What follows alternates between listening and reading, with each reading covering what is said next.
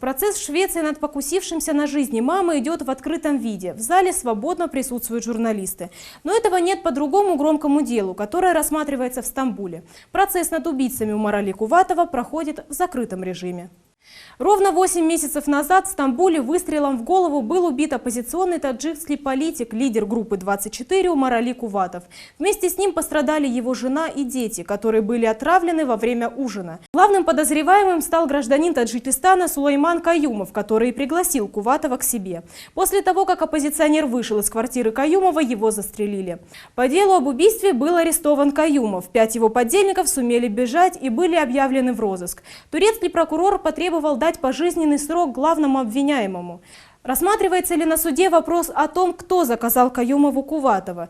Как объяснено, что процесс проходит в закрытом режиме и когда, наконец, будет вынесено обвинительное заключение? Согласно информации, которой мы располагаем, последний судебный процесс остался незавершенным. Его перенесли на 21 декабря текущего года. Хочу сказать, что судебный процесс полностью проходит открыто и прозрачно. Однако у нас все-таки есть опасения, что справедливого решения суд не вынесет. У нас есть полная информация о заказчике убийства. Мы сотрудничали как могли со следствием.